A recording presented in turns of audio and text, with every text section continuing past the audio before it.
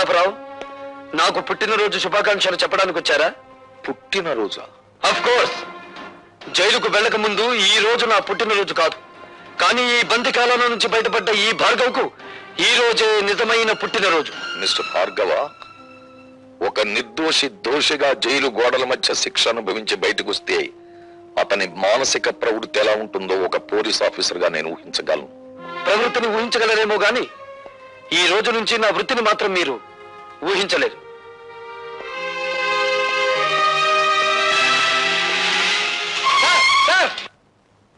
Sir, good morning sir. ఈ రోజే కదా మా భార్గవ్ రిలీజ్ అయింది. భార్గవ్ రిలీజ్ అయి వెళ్లిపోవడం కూడా జరిగింది. ఏడు బాబాయ్ నువ్వు అనేది? భార్గవ వెళ్ళిపోయాడా? ఎటు వెళ్ళాడు సార్? భార్గవ ఆవేశంలో ఉన్నాడు.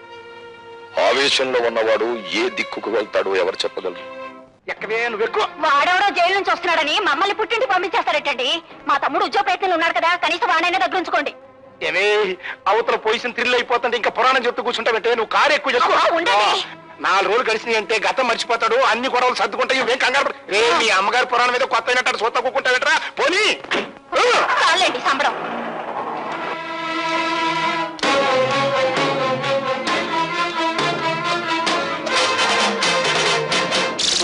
అందరినీ పంపించేశావా? పంపించేశాను.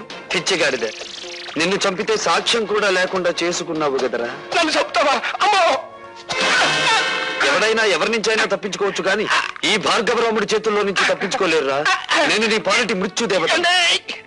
నన్ను చంపి చేయకండి బాబు, క్షమించండి. క్షమిస్తాను.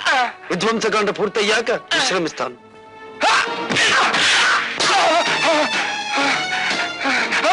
ఈ పిచ్చే కదరా నీ దగ్గర లంచంగా తీసుకున్నానన్నావు. ఈవీసీఆర్ టీవీలో కదరా నాకు లంచంగా ఇచ్చానని చెప్పావు.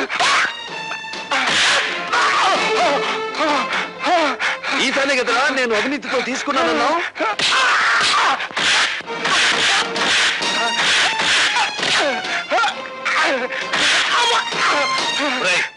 డీసీపీ ఫోన్ చేసి నేను నిన్ను కొట్టానని చెప్పు. వద్దులండి, చెప్పింది చెయ్యి.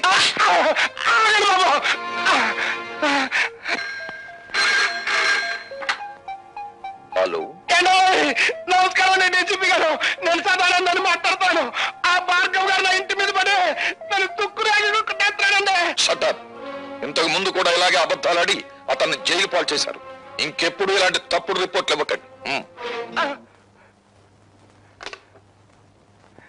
ఏమన్నాడు? నమ్మట్లేదండి.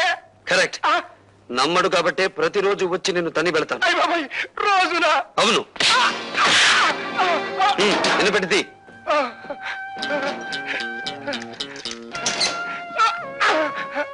ఇది నువ్వు నాకు ఇవ్వని ఫ్రిడ్జ్, వీసీఆర్, టీవీ, ఫ్యాను కొనుక్కోవడానికి కావలసిన డబ్బు. ఇది ఇంటల్లుడిలా నేను ఇంటికొచ్చి కొట్టిపోవడానికి మోటార్ సైకిల్ కొనుక్కోవడానికి కావలసిన డబ్బు. అంటే మా అల్లుడికి మా అమ్మాయికే గొలుసుకొని పెట్టలేదండి. అలాగా? ఏ అమాయకురాల్ని మోసం చేసి కేసులో నన్ను ఇరికించావు ఆ పిచ్చి కూతురికి డైమండ్ నెక్లెస్ కొనుక్కోవడానికి కావలసిన డబ్బు. ఎలా ఉంది మన థ్రిల్? అసలు థ్రిల్ అంటే ఎట్టుంటుందని ఇప్పుడే తెలిసిందండి. వస్తా. మీకంటే బంజిపోట్లేనివ్వండి బాబు.